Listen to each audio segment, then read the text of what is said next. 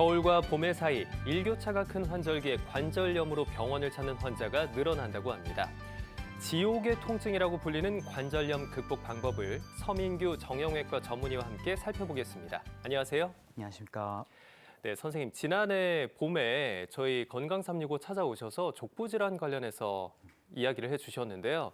이렇게 봄이 가까워오면 특히 족부질환을 앓는 환자들이 많아진다고 들었습니다. 사실인가요? 네. 기본적으로 날이 풀리면서 야외 활동이 증가하게 되고 그에 따라 부상의 가능성도 높아지게 되겠습니다.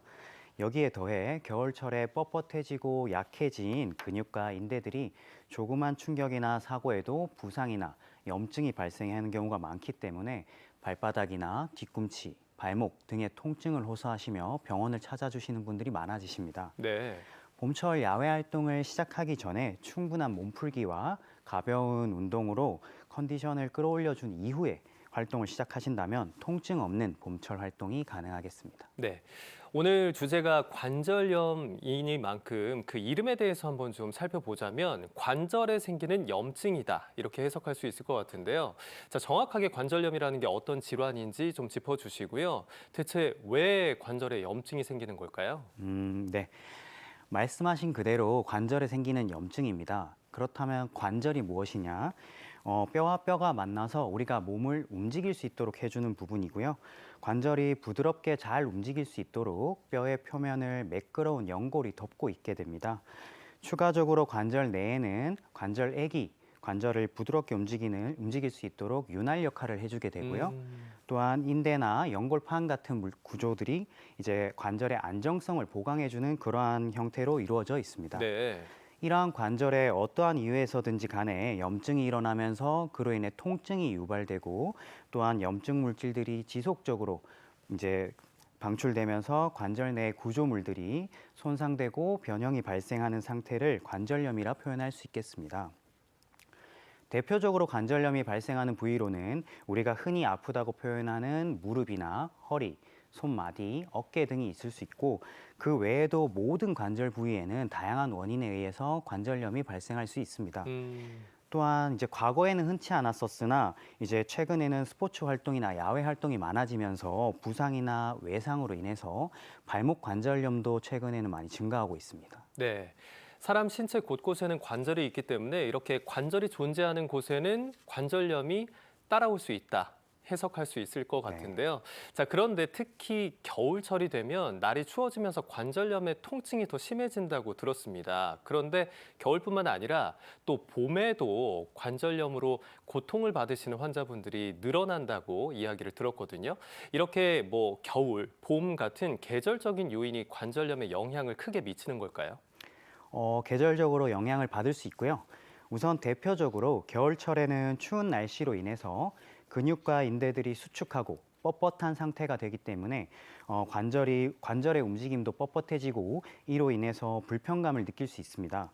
또한 추운 날씨로 인해서 혈관도 수축하기 때문에 관절 내로의 혈액순환도 감소하고 이로 인해서 관절 내로의 영양 공급이 감소하고 이런 손상에 대한 회복시키는 기능 또한 떨어지기 때문에 네. 관절 통증이 증가할 수 있습니다. 또한 활동량이 감소하기 때문에 우리의 근육량도 감소하고 관절의 유연성도 감소하기 때문에 관절이 더 부담을 느낄 수 있습니다. 겨울뿐만 아니라 봄철에도 많은 분들이 관절염의 악화를 호소하시고 통증이나 불편감을 말씀하시는데요. 이는 앞서 말씀드렸던 것처럼 겨울철에 감소한 근육량이나 유연성을 충분히 회복시키지 못한 상태에서 갑작스럽게 활동량을 늘리게 되면 이제 관절이 부담을 느끼고 통증을 느끼게 됩니다. 또한 이것뿐만 아니라 봄철에는 우리가 황사나 미세먼지 또는 각종 이제 꽃가루 같은 알레르기 물질들이 많아지게 됩니다. 네. 이로 인해서 신체 내 염증이 많이 증가하게 되고 이로 인해서 관절염 증상이 악화되기도 합니다. 그렇군요. 이런 알레르기 반응을 일으킬 수 있는 외부적인 요소 때문에도 관절염이 심해질 수 있다라는 사실까지 확인을 해봤습니다. 자, 우리가 관절염을 짚어볼 때 찾아보면 두 가지 종류로 크게 나뉜다. 퇴행성 관절염 그리고 류마티스 관절염 두 가지로 구분이 되던데요. 어떤 차이가 있는 걸까요? 네. 퇴행성 관절염은 이름에서 보다시피 이제 반복된 사용이나 노화, 손상 등으로 인해서 관절 내 구조물들이 퇴행하여 발생하는 것이고 류마티스 관절염은 자가 면역 체계 이상으로 우리 몸의 면역 체계가 내 몸을 스스로 공격해서 관절 부위에 염증과 손상이 발생하는 것입니다. 이러한 차이점들을 잘 생각해 보면 구별이 쉬울 것 같습니다. 우선 퇴행성 관절염은 관절을 많이 사용한 고령에서 주로 발생하게 되고, 류마티스 관절염은 이제 자가 면역 반응이 왕성한 상대적으로 젊은 청장년층에서 호발하게 됩니다. 그렇군요. 성별의 차이는 퇴행성 관절염은 남녀 비율이 여성에서 약간 많은 편이나 류마티스 관절염은 여성이 2배에서 3배 정도 더 호발하게 됩니다. 퇴행성 관절염의 경우 또 한쪽 관절에 비대칭적인 경우가 많고, 류마티스 관절염의 경우는 양쪽으로 대칭적으로 발생하는 경우도 많습니다. 진단에 있어서도 퇴행성 관절염은 신체 진찰과 방사선 검사만으로도 대부분이 진단되게 되지만, 류마티스 관절염의 경우 앞선 검사들 외에도 추가적인 혈액 검사와 전신적인 검진이 필요할 수 있습니다. 치료 또한 차이가 있을 수 있는데요. 퇴행성 관절염은 체중 조절이나 운동, 소염 진통제 등이 주된 치료법이고, 류마티스 관절염의 경우 항류마티스 약물들이 주된 치료 수단이 되겠습니다. 네, 퇴행성 관절염과 류마티스 관절염, 그러니까 원인이 다르다 보니까 증상도 차이가 있을 것 같고요. 또 증상이 나타나는 부위도 다를 것 같은데 이 부분에 대해서도 좀 짚어주실까요? 네. 퇴행성 관절염과 류마티스 관절염의 대표적인 차이점으로, 퇴행성 관절염은 체중 부하를 많이 받는 무릎이나 허리 등에서 발생하게 되고, 증상 또한 관절이 마모가 진행되어 가면서 서서히 진행하는 경우가 많습니다. 또한 류마티스 관절염은 손이나 발과 같은 작은 관절에 주로 생기게 되고, 상대적으로 갑작스럽게 증상이 진행한다는 특징을 가지고 있습니다. 또한 퇴행성 관절염은 해당 관절만 침범하여 관절 통증과 변형 등을 유발하지만, 류마티스 관절염은 이상 면역 반응이 전신을 공격하는 것이기 때문에 관절 통증뿐만 아니라 피로감, 체중 감소, 미열, 안구 건조, 입마름 또는 피부 질환이나 폐 질환과 같은 기타 전신 증상들을 동반할 수 있습니다. 마지막으로 퇴행성 관절염은 관절의 마모로 인한 염증이기 때문에 사용하면 할수록 통증이 악화되고, 또 아침 뻣뻣함이라는 조조강직 증상이 30분 이내에 호전된다는 특징을 가집니다. 하지만 류마티스 관절염의 경우에는 아침에 일어나면 뻣뻣하고 불편한 느낌이 1시간 이상 지속되고, 사용하면 할수록 오히려 좀 부드러워진다는 느낌을 받는 경우도 있습니다. 이런 차이가 있었군요. 자, 그런데 류마티스 관절염 설명을 해 주셨는데 자가 면역 질환이라는 표현을 써 주셨습니다. 그러니까 면역 시스템이 붕괴되면서 스스로 자기 몸을 공격하고 있다는 거잖아요. 이야기만 들어도 치료가 쉽지 않을 것 같은데 어떤 방식으로 치료를 하게 되나요? 네, 말씀하신 것처럼 류마티스 관절염은 자가 면역 질환이기 때문에 전신 질환의 개념으로 접근해야 합니다. 그렇기 때문에 류마티스 관절염은 완치라는 개념보다는 조기 진단으로 관절이 손상되는 것을 조기에 차단하고 적극적인 치료를 통해서 관해 상태를 유지하는 것이 중요하겠습니다. 앞서 말씀드렸던 퇴행성 관절염과의 차이점들을 통해서 류마티스 관절염을 빠르게 진단하고, 이제 적극적인 치료를 통해서 이상 면역 반응이 내 관절을 파괴하는 것을 차단해서 이런 비가역적인 관절 손상을 예방하고 현 상태를 잘 유지하는 것이 목표가 되겠습니다. 네. 개인이 할 수 있는 예방 방법으로는 우선 류마티스 가족력이 있다면 이제 정기적인 검진을 통해서 조기에 진단하는 것이 가장 중요하겠고요. 자가 면역 질환을 악화시킬 수 있는 요소들을 차단하기 위해서 금연이나 금주, 비만 관리, 또한 이제 가공식품 섭취 같은 것들을 줄여 각종 염증 물질에 노출하는 것을 최소화하는 것이 중요하겠습니다. 그럼 류마티스 관절염은 유전이 될 수 있다라는 뜻으로 받아들일 수 있을까요? 유전성이 있다고 봐야 됩니다. 가족력이 있다고 항상 나오기 때문에. 아, 그렇군요. 자, 그러면 이번에는 퇴행성 관절염에 대해서 좀 짚어보겠습니다. 이건 노화가 이루어지면서 누구나 걸릴 수 있는 질환이다 이렇게 생각할 수 있는데, 그렇다면 저도 나이가 들면서 퇴행성 관절염의 통증을 겪을 수 있다는 거잖아요.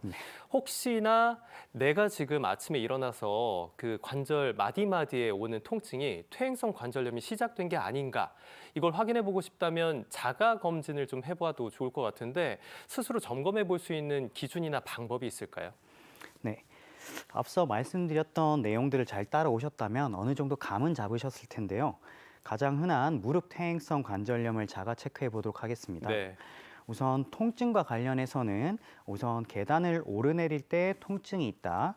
또는 오래 걷거나 많이 쓸수록 통증이 악화된다. 그리고 나서는 그 통증이 쉬거나 자고 나면 줄어들고 호전된다. 또 무릎 안쪽만 주로 아프다. 이런 부분들이 통증 관련 내용이고 다음으로는 뻣뻣함과 움직임 관련 부분인데요. 아침에 일어나면 뻣뻣하지만 30분 이내에 풀린다. 또 의자에서 일어날 때 통증이 있다. 무릎을 완전히 굽히거나 펴기 어렵다. 무릎에서 딱딱거리거나 사각거리는 소리가 난다. 이러한 증상들이 포함되어 있습니다. 네. 마지막으로는 이제 위험 요소들을 체크하는 건데요. 나이가 50세 이상이거나 그다음에 과거에 무릎을 다친 병력이 있거나 체중이 최근 들어서 많이 증가했다. 또 가족 중에 이런 퇴행성 관절염이 있다. 이런 요소들이 4가지로 구성되어 있습니다. 이렇게 총 12가지 중에서 5가지 이상 해당되신다면 꼭 병원에 방문하셔서 검사를 받아보시는 게 좋겠습니다. 네, 방금 전에 소개해 주신 총 12개의 문항 중에서 5개 이상의 내가 해당되는가 이거를 방송 보시는 시청자분들도 함께 체크해 보셨으면 좋겠고요. 저는 다행히 5개는 되지 않습니다. 네, 아직까지는 그래도 좀 젊어서 관절이 좀 건강하다라고 생각해 볼 수 있지 않을까 싶은데요. 자, 그런데 퇴행성 관절염 아마 초기 증상 겪고 계신 분들이 계실 겁니다. 물론 증상이 심해지면 수술까지 고려해 봐야겠지만 처음부터 수술을 하는 건 무섭잖아요. 자, 그러면 이게 진행 과정에 맞춰서 어떻게 치료가 들어가는 게 좋을까요? 네. 초기의 퇴행성 관절염의 경우에는 우선 증상을 잘 조절하고 관절 마모의 진행을 최대한 억제하는 것이 치료의 목표가 되어야겠습니다. 기본적으로 관절 통증을 유발하고 관절 내 구조물의 손상을 일으키는 염증을 억제하기 위해서 소염 진통제를 기본으로 하는 약물 치료가 기본이 되어야겠습니다. 여기에 추가적으로 증상의 정도나 관절염의 진행 정도에 따라 주사 치료 같은 것들을 병행할 수 있겠습니다. 이와 별개로 운동 치료는 항상 병행되어야겠는데요. 관절이 마모가 진행되면 될수록 관절의 정렬이 틀어지고 하중이 한쪽으로 더 쏠리면서 관절의 특정 부분의 마모가 더 진행하게 되고 가속화되게 됩니다. 네. 이것을 예방하기 위해서는 관절의 변형을 막아주는 방향으로의 근육과 인대 등을 강화하고 오히려 짧아지는 쪽을 늘려주는 스트레칭 운동을 같이 열심히 해주는 게 좋겠는데요.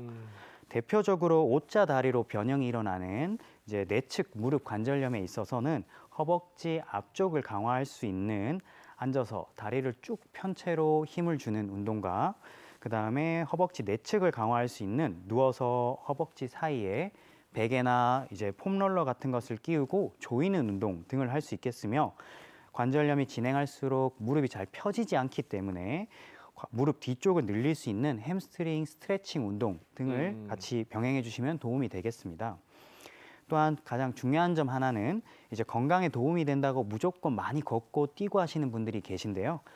퇴행성 관절염에 있어서는 관절에 하중을 많이 가하면 가할수록 악화되기 때문에 체중 부하를 하는 운동보다는 수영이나 아쿠아로빅 또는 자전거와 같이 체중 부하를 적게 하는 운동 위주로 시행해 주시는 것이 좋겠습니다. 오, 그렇군요. 운동을 한다고 해서 무조건 건강에 좋은 건 아니고 관절염에 있어서는 무게가 많이 무리를 줄 수 있는 운동은 피하는 것이 좋다라는 설명까지 들어봤습니다. 저도 본가에 내려갔더니 저희 집 근처에 사시는 어르신 한 분이 사실 잘 걸어 다니지 못하시다가 최근에 무릎 인공관절 수술을 하고 나서 똑바르게 걸어 다니시면서 그런 말씀을 하시더라고요. 이 수술이 생사와는 관련이 없지만 삶의 질과는 굉장히 밀접한 관련이 있는 수술인 것 같더라라고 하시면서 만족도를 굉장히 높게 표하셨는데 언젠가는 수술이 필요한 시기가 올 거란 말이죠. 그런데 제가 이야기를 이제 듣다 보니까 최대한 수술은 늦게 하는 게 좋다. 살면서 수술은 딱 한 번밖에 못 한다고 하더라라는 이야기가 있더라고요. 근데 이게 맞는 말인지도 궁금한데 수술을 언제 하는 게 좋을까요? 모든 일에도 때가 있는 법인 것처럼 관절염 수술도 적당한 때에 해 주어야 합니다. 무조건 참고 버티다 보면 너무 망가져 버려서 수술의 선택지도 줄어들게 되고 수술 이후의 결과도 더 안 좋을 수 있습니다.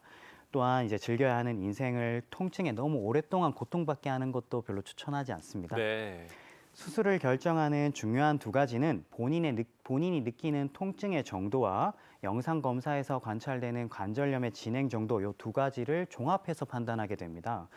약이나 주사로 조절되지 않는 통증에 대해서는 수술적 치료가 도움이 되고 수술을 결정할 당시에 나이나 활동 정도 또 관절 영상 검사에서 보이는 관절염의 진행 정도 등을 종합적으로 판단해서 적절한 수술 방법을 선택한다면 좋은 결과를 얻을 수 있겠고요. 관절염 중기의 경우에는 이제 본인의 관절을 살려서 쓸 수 있도록 하면서 틀어진 축을 교정해서 통증을 조절하는 교정 절골술 같은 것들을 선택할 수 있겠고 더 진행해서 이제 관절이 모두 망가져 버린 관절염 말기에는 인공관절술을 택할 수 있겠습니다. 발목에서는 이런 인공관절 말고도 발목 유압술이라는 또 다른 방법도 선택할 수 있겠습니다. 네. 그러면 최대한 늦게까지 버티다가 수술을 하는 게 능사는 아니고 개인의 상황에 따라서 네. 선택을 하는 게 중요하다 이렇게 들리는데 방금 전에 말씀해 주셨지만 수술적인 치료 방법 중에 최후의 선택을 할 수 있는 방법이 인공관절 수술이잖아요. 자, 그런데 워낙 뭐 큰 수술처럼 느껴지기 때문에 두려워하시는 분들도 많을 겁니다. 혹시 인공관절 수술 후에 특히나 주의해야 할 점이 있을까요? 네, 말씀하신 것처럼 관절염에서의 대표적인 수술인 인공관절 수술 후에 가장 주의해야 될 사항으로는 감염 예방입니다. 인공관절 주변으로 감염이 생기게 되면 이를 치료하기 위해서 매우 큰 재수술이 필요하게 되고 또한 아주 오랜 기간의 항생제 치료를 필요로 하게 됩니다. 그렇기 때문에 감염 예방이 가장 중요한 이제 요소이고 이를 위해서는 관절 주변에 상처가 나지 않도록 주의해야 되고 또한 기본적인 위생 관리를 잘 해주셔야겠습니다. 또 감염에 취약할 수 있는 당뇨나 비만, 기타 만성 질환 등을 잘 관리하는 것도 중요하겠습니다.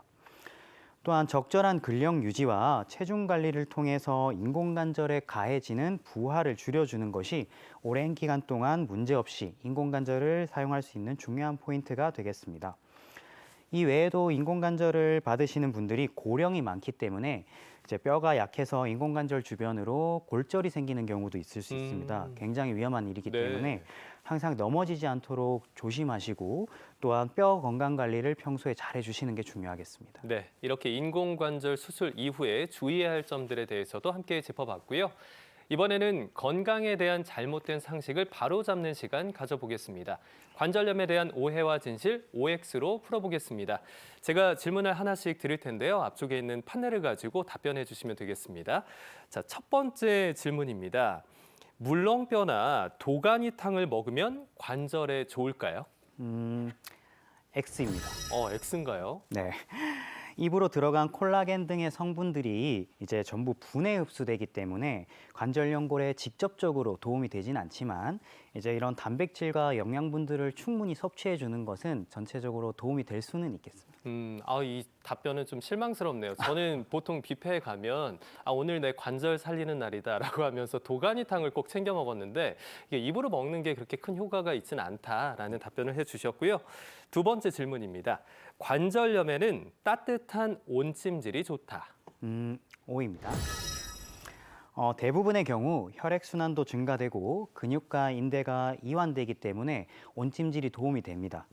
다만 이제 무리한 활동 이후에 관절이 통증이 생기고 화끈거리, 열감이나 부종이 있다면 단시간에 냉찜질도 도움되겠습니다. 네, 기본적으로는 온찜질이 좋지만 상황에 따라서 냉찜질이 필요할 때도 있군요.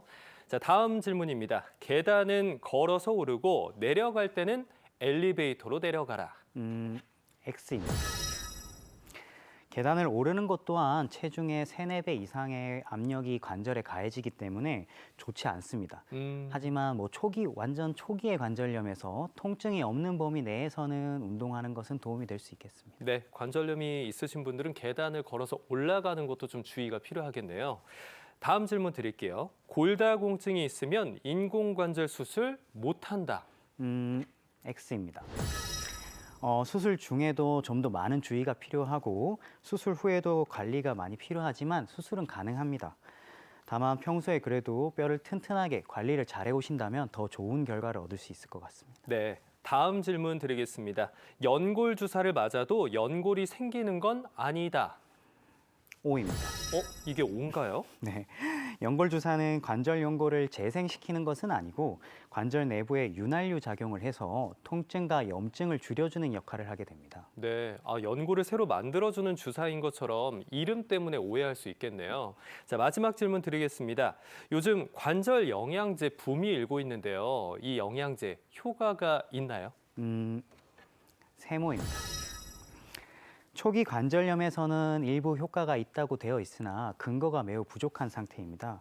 따라서 무작정 많이 길게 드시기보다는 한두 달 정도 짧게 드셔보시고 효과가 있으신 분들만 복용하시면 될 것 같습니다. 네. 자, 이렇게 해서 관절염과 관련한 오해와 진실 알아봤고요. 지금부터는 관절 건강을 위한 솔루션 시작하겠습니다.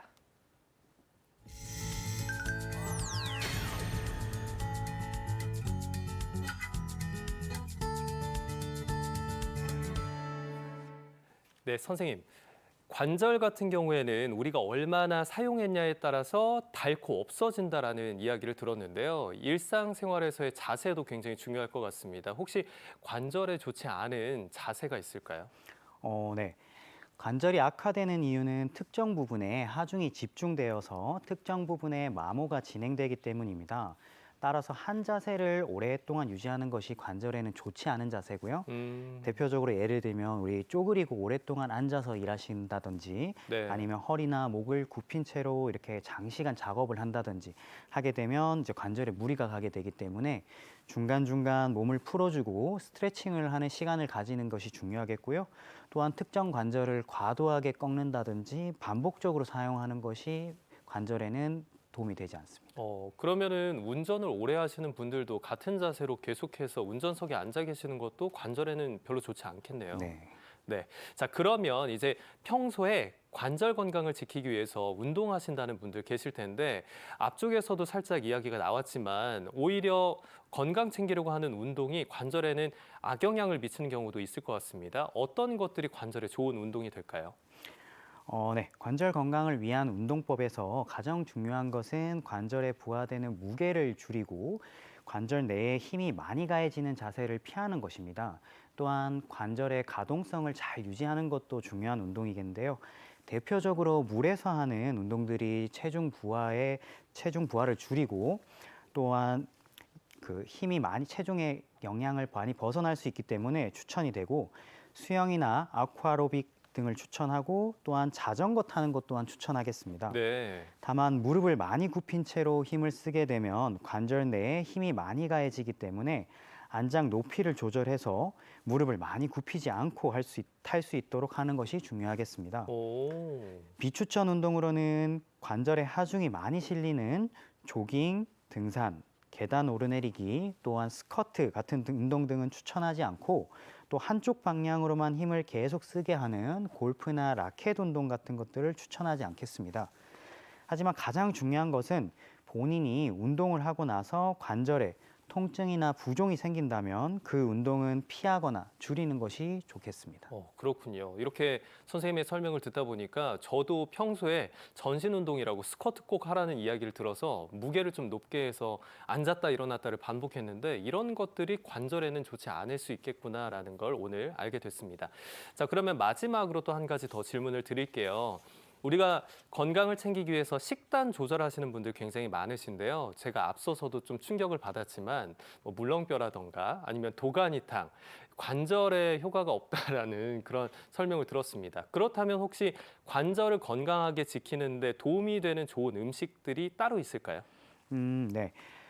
특정 음식을 먹는다고 관절이 바로 좋아지고 이런 효과를 볼 수 있는 것은 아니지만 오메가3가 풍부한 등푸른 생선이 염증을 줄여주는 데 도움이 되고 또한 훌륭한 단백질 공급원이 될 수 있습니다. 네. 이 외에도 각종 채소류나 견과류도 도움되겠고 충분한 단백질 섭취와 뼈 건강을 위해서 비타민 D가 풍부한 그리고 칼슘이 풍부한 유제품이나 멸치 같은 식품도 도움이 되겠습니다. 피해야 할 음식으로는 염증을 촉진시키는 단당류가 높은 식품이나 트랜스 지방이 많은 가공식품 등을 피하는 것이 도움이 되겠습니다. 마지막으로 음식의 종류도 중요하지만 적당한 식사량으로 적정 체중을 유지하는 것이 가장 중요한 점으로 강조하고 싶습니다. 네, 이렇게 관절에 좋은 음식 그리고 식단 관련한 이야기까지 함께 나눠봤습니다. 겨우내 움츠려 있다 보니까 면역력은 물론이고 체력이 많이 저하돼 있는 시기입니다. 격한 운동은 아니더라도 가벼운 산책부터 시작해서 약해진 체력 끌어올려 보시길 바라겠습니다. 지금까지 서민규 정형외과 전문의와 이야기 나눠봤습니다. 오늘 말씀 고맙습니다. 감사합니다. 네, 다음 시간에는 피부 건조증과 가려움증에 대해 살펴보겠습니다. 관련해서 궁금한 사항을 건강 365 코너 댓글란에 달아주시면 전문의와 함께 자세히 소개해드리겠습니다. 다음 시간에도 많은 기대 부탁드립니다.